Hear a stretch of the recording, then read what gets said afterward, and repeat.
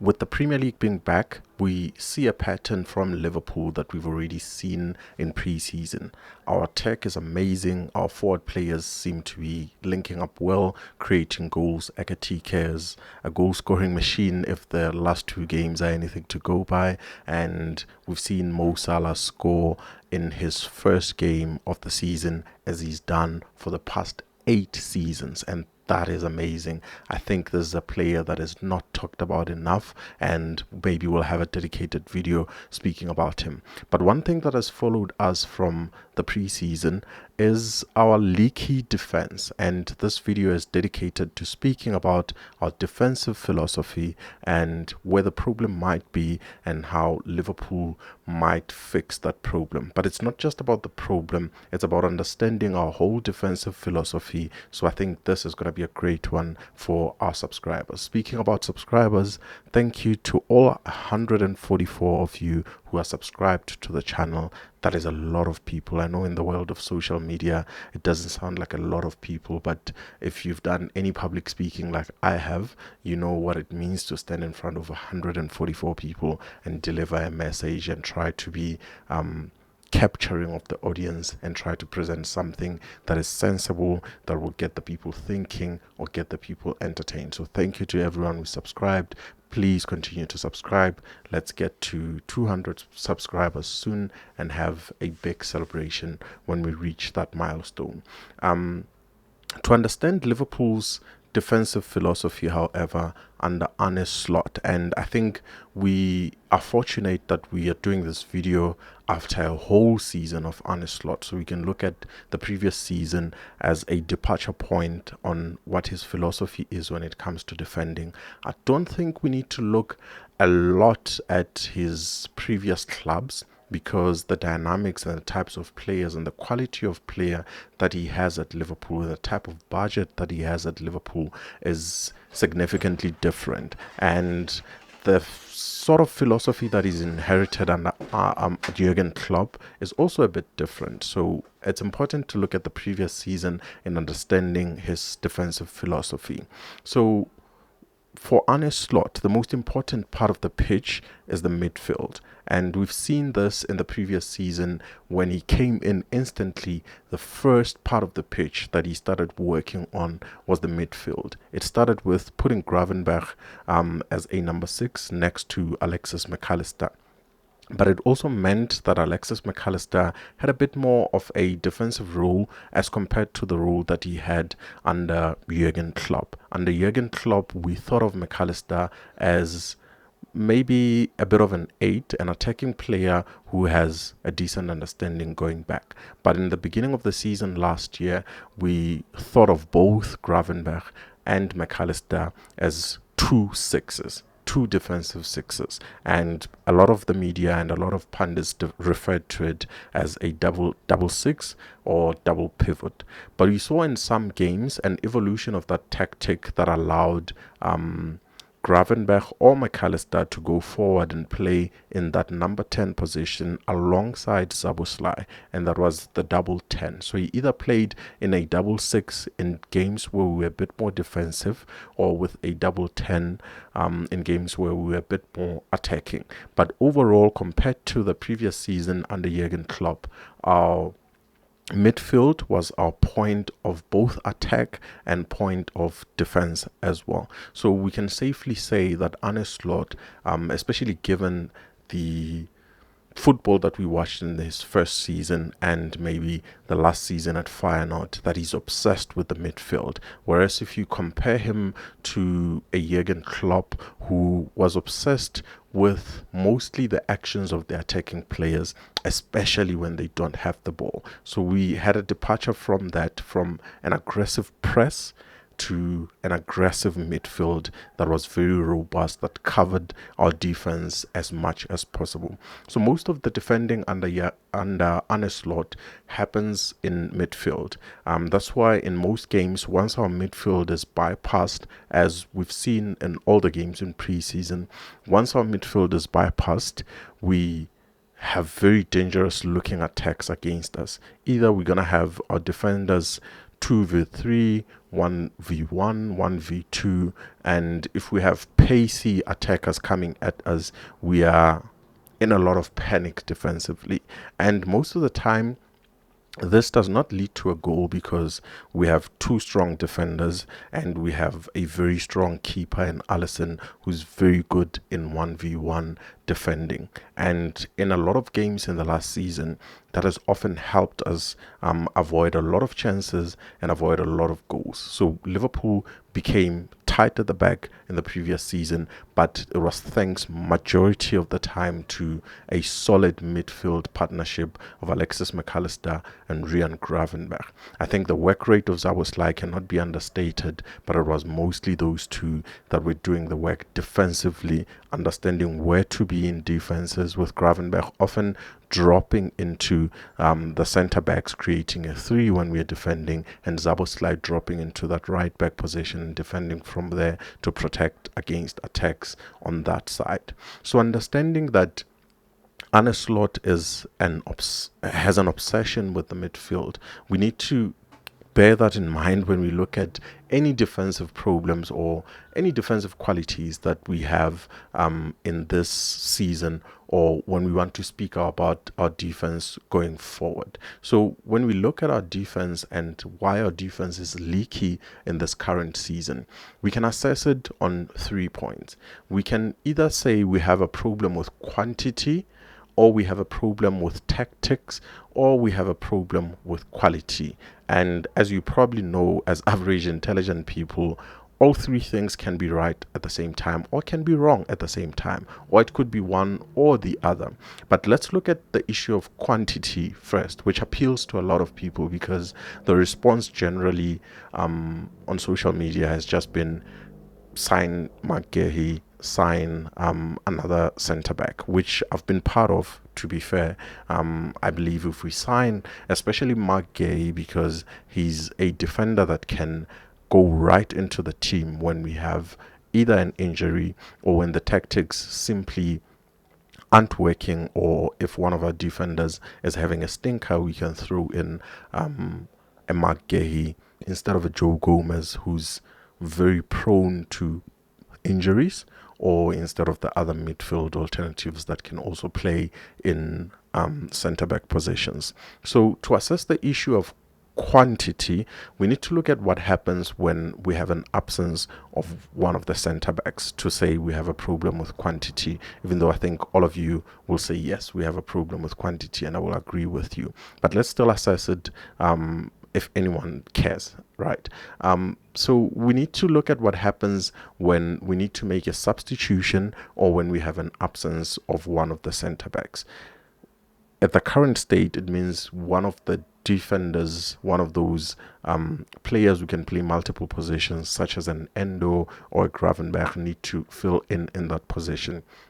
As good as Endo has been when he's played at centre back, I don't think we can rely on him as much as we rely on a traditional centre back to play in those positions. And the issue of quantity is very important because it allows the manager as well to have the freedom to want to make changes, not only because of injury or because of protecting a certain player, but in cases where players are not winning the amount of duels that they need to, because like we said, once our midfield is bypassed, we need our defenders to win those 1v1 duels. So in a case where we have a Konate who's having a bit of a stinker like he did in parts of the last game that we had against Bournemouth, we don't have options to bring somebody else from the bench. And also Konate himself doesn't have the pressure that you would have if a Mark Guehi is sitting on the bench and he's having quite a bad game.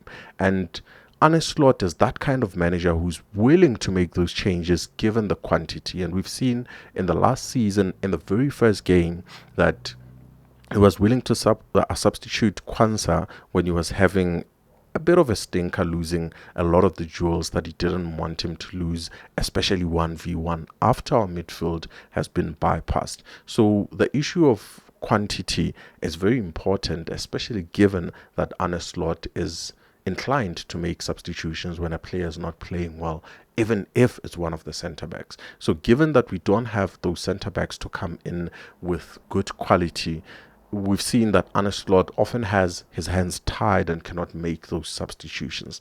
So the issue of quantity, I think I make a good case to address the issue of quantity, to say we do need centre backs to come in and we need numbers in that space. Now, to be positive about it, we've already brought in a Giovanni Leoni who can add to the numbers, but we'll speak about his qualities in the next point. And we are still, according to reports, in communication with Crystal Palace in discussions to sign Mark Gehi, and there's been a video circulating online of him snubbing Glasner, and maybe that means that he wants the move. We don't need to discuss that speculation here, but we've already made the point that we do need numbers in terms of our defensive cover. Now, moving on to the second point that could be an issue leading to how open we are defensively is the issue of quality. So when it comes to quality, we need to look at attributes. We need to look also at decision making. So in the last game, we can say Konate's decision making at times was not very good. This does not mean he's a poor defender, but it could probably mean that he's not match fit yet, or he just needs to sharpen up. Maybe his focus is elsewhere. It could be one of many things. So it could just be honestly that he was having a bad game. Now, decision making can be assessed in terms of lunging in when it's not the appropriate time to lunge in, or when it's dangerous to do so, or not making the challenge, like we've seen in the previous game when Semenyo was running at our defenders and nobody was going in to challenge him, and we were just backing off until he had the shot. And a player of that quality can often hit the target and can often score. And we saw Alisson get a touch on that second ball, and he could have prevented the goal.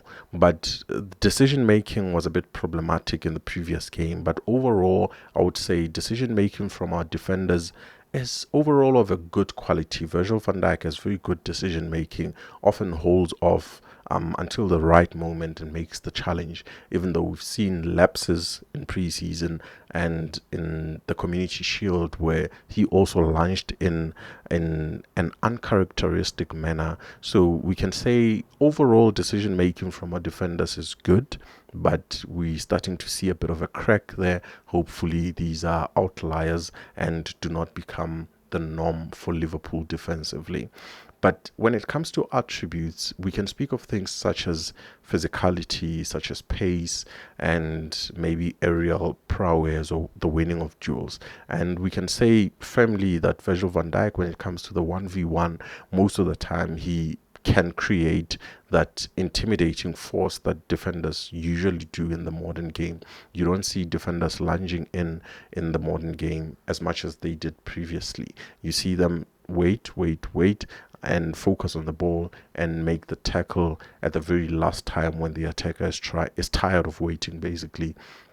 So they force the attacker to be the one who makes the move, and 80% of the time it works. 80% of the time they get cover behind them and they have those numbers to back them up, and the attacker ends up not creating or shooting from a very dangerous place. But we've seen in preseason that when you have very pacey defenders or pacey attackers who are very determined and know, very one-minded in what they want to do, this can be a vulnerability, because while you're backing off, they make up their mind and they know where the goal is and they can often score. So in terms of quality, one attribute that I think is becoming a bit suspect is pace. Virgil van Dijk, it's no secret that he's getting on with the years, and the pace is not there as it used to be. And given that Liverpool often plays that high line and get countered on, that pace might become a problem, even though in cases where we have a fit and firing Ibrahima Konate, usually Virgil van Dijk stays behind and just unleashes him to be the one who runs after those attackers and make the tackles while he covers him. And I think in terms of quality, we also need to look at Mark Gehi.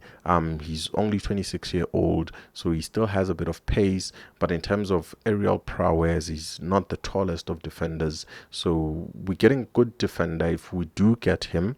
But he would need to be paired up with a Virgil van Dijk, as most of our defenders do. But interestingly, Giovanni Leone, while young, he's been touted as the future of the Italian defense, and he's apparently very good in 1v1 situations, very good on the ball, very assured, and we're looking forward to see him play and get a few minutes so we can assess what kind of player he is. So we can firmly say that we don't have as huge an issue in terms of quality of our defenders as we do in quantity. Now, the third and most interesting point for me is the tactics. So, one thing that's messing up our defending, according to me, or in my opinion, this season and starting from preseason, is the experimentation in midfield. And not having Gravenberch next to a McAllister might be a bit problematic. Not because Zaboslai, when he plays in one of those number 8 roles, is not making the effort or not working very hard, but defending as a 6 is not just about endeavor and running and chasing everyone. In fact, that might just be one of the problems, but it's about understanding when to stay behind, when to go ahead, being very secure on the ball. And we've seen Zaboslai, as good as he is, and he's one of my favorite players, by the way, and I'm excited to see him play with Florian Wirtz, who we thought was coming in to replace him. But when it comes to that security at the back, we've seen Zaboslai give away balls in very dangerous situations unnecessarily. I think he still needs to grow in terms of understanding where he is on the pitch, that when you are in those number 6 positions, you're very close to our half, so you can't do most of the fancy stuff that you can do in the forward positions that he's used to playing in, and maybe get away with a loose pass, get away with a flick, get away with very small things that may lead to dangerous attacks. And one of the goals that we conceded in the last game was him giving away the ball carelessly a bit further up the pitch. And I think he needs to grow in his understanding of becoming a 6, if that's the transition that he's going to go into. I think we are requiring a lot from him, and I think it's a bit in limbo now. We don't know whether he's going to transition to become a Gravenberch or he's going to be an alternative for a Florian Wirtz in some games. So I think we can forgive him individually, but in terms of the tactics, it's a bit problematic, we can say, in what we've seen so far in this season and pre-season. So that's going to be something that we need to keep an eye on going into the next game, because I think Gravenberch will still be serving his suspension in the next game. I think that's the last game that he's going to miss, and he missed out on the previous game because of suspension. But we have an issue with McAllister's injury problems as well, so we might need to just hope and pray that Zaboslai just develops more of those attributes and understanding of where to be as a 6. And I think playing alongside a Gravenberch consistently, or playing alongside a McAllister consistently, might help him instead of the chopping and changing. Sometimes he's with Curtis Jones, sometimes he's with a McAllister. So once we have Gravenberch back, I think we can have a really close look at what's happening in terms of those tactics. But what those two do is have a very good understanding of where to drop into those positions. Gravenberch prefers to drop into the centre-back position and create a 3 with Van Dijk and Konate. He usually drops in between them. So once you bypass our midfield, in the midfield, you still have to face one member of our midfield in those defensive positions, and that way the midfield, according to Arne Slot, can still help and be very pivotal in both phases of play. And that's our tactics basically. So the 6 is a very important position, and it's not a position that we can gamble with. So I hope either Zaboslai gets it very quickly and we become solid going forward, or we might need to be discussing restoring that midfield as it was last season, except for Florian Wirtz at the number 10. But I think overall, we can say in concluding this long video, is that we need to have a good mix of tactics and the quantity of players that we have in our team. Overall, the manager's tactics are there to help the team defend and attack. And I would say when it comes to attacking, he's done his job and continues to do his job. Our attacking players are having very good beginning of the season already. But when it comes to defending, I think we're gonna need to see a bit more from the defenders themselves and a bit more from our midfield joining in and helping in those defensive positions. Thank you very much for watching the video, especially if you've watched till this far. This one was one personally for me that I wanted to make, and if you enjoy this type of video, leave a comment. Let's discuss what we should discuss in the upcoming videos, and I'm looking to collaborate with some of you as well. So leave a comment if you're someone who would be interested in featuring in one of these videos, and let's have a conversation. Thank you for watching.